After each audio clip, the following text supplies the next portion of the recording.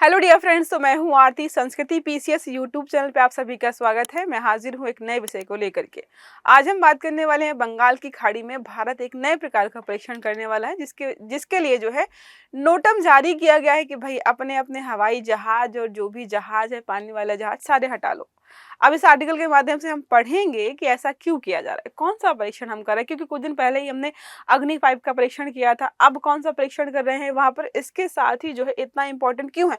क्योंकि आर्टिकल्स पढ़ेंगे तो ऐसे है कि चीन की नींद उड़ गई है, यूरोप परेशान है, अमेरिका जो है डरा हुआ है। तो ऐसा कौन सा परीक्षण यहाँ पर कर रहे हैं। तो भारत ने 24 से 25 सितंबर के लिए यहाँ पर नोटम जारी किया है कि बंगाल की खाड़ी में हम करेंगे एक परीक्षण। नोटम का मतलब होता है नोटिस टू एयरमैन या एयर माइनर्स, ठीक है, जो भी वहां पर गुजरने वाले हैं, ताकि उस बीच वहां से मत गुजरना, पता चले हमने मिसाइल छोड़ी और तुम वहीं से गुजरे तो गुजर जाओगे, ठीक है। अनुमान यह है कि परीक्षण जो है डीआरडीओ की नई प्रणाली, डीआरडीओ ने एक नई प्रणाली बनाई है, hypersonic long range anti ship missile, ठीक है, LRASHM शॉर्ट फॉर्म में है, या अग्नि प्राइम या अग्नि 1 के सीरीज जैसी जो है मध्यम दूरी वाली मिसाइल का परीक्षण हम करने वाले हैं। तो इसकी क्या क्या विशेषताएं हैं, कौन कौन सी रेंज की कौन कौन सी मिसाइल होती हैं। अग्नि 5 का नाम लिया है तो थोड़ा जिक्र उसका भी कर लेंगे। पहले हम बात करते हैं मिड सितंबर ऑफर के बारे में। 18 से 22 सितंबर तक चलने वाला है। यूपीएससी और यूपीपीएससी के जितने भी फाउंडेशन कोर्सेज हमारे हैं या इंटीग्रेटेड कोर्सेज है, सब पर आपको जो है 50 to 70% से भी ज्यादा का डिस्काउंट दिया जाता है। तो यूपीपीएससी और यूपीएससी का फाउंडेशन कोर्स जो यहाँ पर है लाइव तो प्रयागराज से होता है, आपका जो है 30,000 इसकी फीस रहने वाली है। यूपीपीएससी का foundation course pre plus mains GS plus CSAT का ये 25,000 में है, और प्रीलिम्स का यूपीपीएससी का जो कोर्स है, जो आपका अक्टूबर में जो एग्जाम होने वाला है, उसके लिए 15,000 में है। नंबर है 9555124124, या फिर आप विजिट कर सकते हो sanskritIAS.com के वेबसाइट पर, ठीक है। वापस आते हैं तो जहाजों और विमानों को चेतावनी दे दी गई है कि जो है क्या रास्ते से हट जाओ, हम परीक्षण करने वाले हैं। ICAO international civil aviation organisation और IMO इंटरनेशनल मैरीटाइम ऑर्गेनाइजेशन के नियमों के, इनके नियम कानून है कि भाई जब कभी तुमको इस प्रकार का परीक्षण करना हो तो बता देना कि कोई वहां से निकल रहा है, इंटरनेशनल फ्लाइट निकल रही है और लोगों को पता ही नहीं है। तो भारत में डीआरडीओ और रक्षा मंत्रालय जो है भारतीय नौसेना और DGCA के माध्यम से यह जारी किया जाता है। अब संभावित मिसाइल प्रोफाइल के बारे में बात करते हैं। तो रेंज जो है 1430 से लेकर के 1500 किलोमीटर रहने वाली है, क्योंकि हमने बात की है मीडियम रेंज इसकी है, ठीक है। संभावित विकल्प क्या है, तो हाइपरसोनिक एंटी शिप जो है मिसाइल है, अग्नि 1 या अग्नि प्राइम जो है K1 था, वो है K सीरीज की है, पनडुब्बी से प्रक्षेपित, मतलब पनडुब्बी से ही हम इसको जो है लॉन्च करने वाले हैं। हालिया में हमने जो है अग्नि 5 का जो है परीक्षण किया था, जिसके बाद तो लोगों की नींद हराम हो गई थी। उसकी रेंज है 5000 किलोमीटर। 5000 किलोमीटर के भाई चाइना पूरा नाप लिया हमने, और उसको ऊपर भी पहुंच जाएंगे। तो क्या है, 5000 किलोमीटर रेंज की श्रेणी में था ये। और विशेषज्ञता है कि कैनिस्टराइज्ड प्रणाली है, तेज तैनाती, लंबे समय तक भंडारण और उच्च जो है सर्वाइबिलिटी इसकी रहती है। इसने जो है चीन और यूरोप के कुछ हिस्सों को जो है भारत की मारक क्षमता के अंतर्गत ला दिया था। अब सोचो 5000 का मतलब, यहाँ से 5000 पूरा गोला बना दो तो चीन भी आ रहा था, यूरोप भी आ रहा था।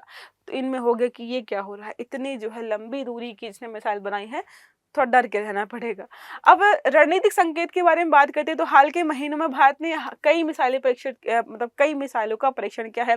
पृथ्वी 2 हो गया, अग्नि 1 हो गया। भारत की न्यूक्लियर ट्रायड जो है भूमि, समुद्र और वायु आधारित क्षमता को संतुलित और जो है मजबूत करने का यह हिस्सा रहता है।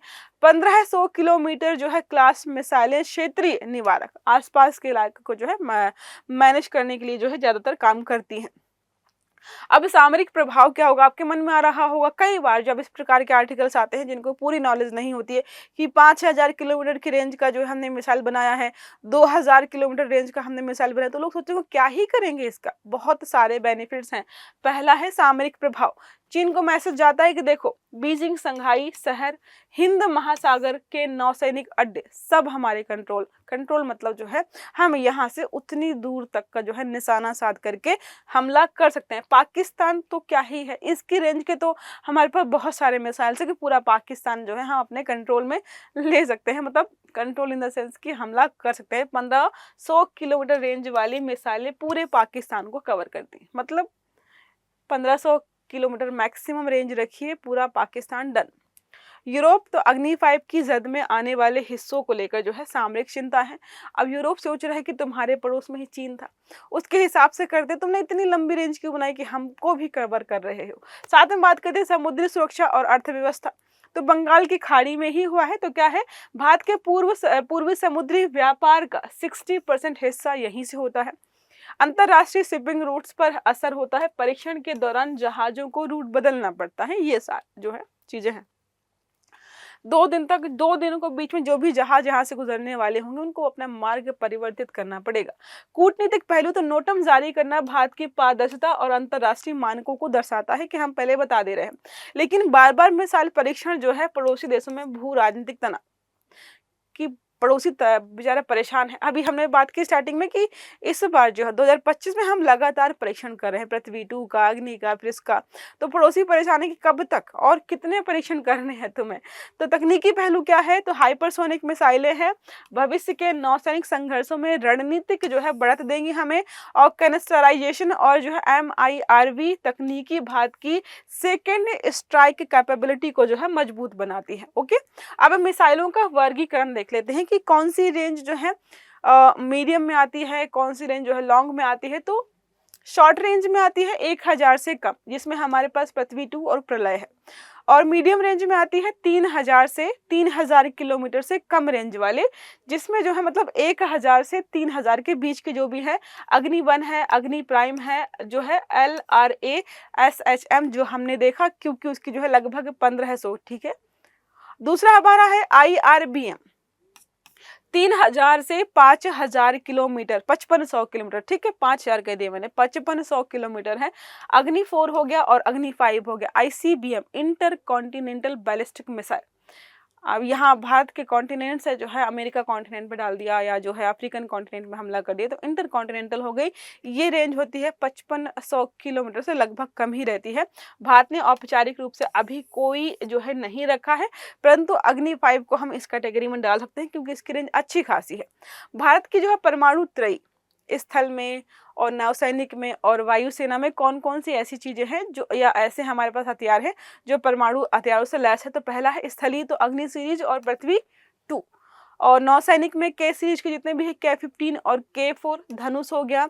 वायु आधारित देखें तो मिराज हो गया 2000, और जो है SU-30 जो है MKI से परमाणु सक्षम मिसाइलें हम दाग सकते हैं।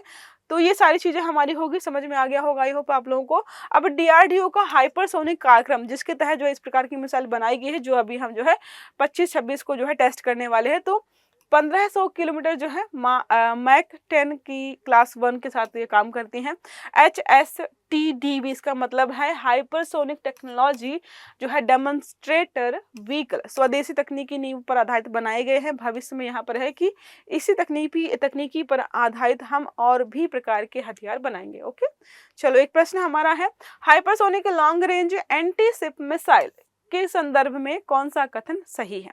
पहला स्टेटमेंट है, इसकी अनुमानित रेंज 1500 किलोमीटर है, इसकी गति लगभग जो है मैक 10 बताई जा रही है, हमने अभी बात की थी। तीसरा है, यह DRDO का विकासाधीन कार्यक्रम है, इसका मतलब बना रहे हैं अभी। अब आपको सही आंसर जो है कमेंट बॉक्स में देना है। आई होप ये आर्टिकल आपको समझ में आया होगा। अगर वीडियो अच्छा लगा है तो लाइक करना है, चैनल को सब्सक्राइब करना है, बेल आइकन दबाना है, ताकि जितने भी इस प्रकार के आर्टिकल्स हैं वो सारे आपको समय पर मिल पाए। तो अच्छे से पढ़िएगा। Have a good day, thank you.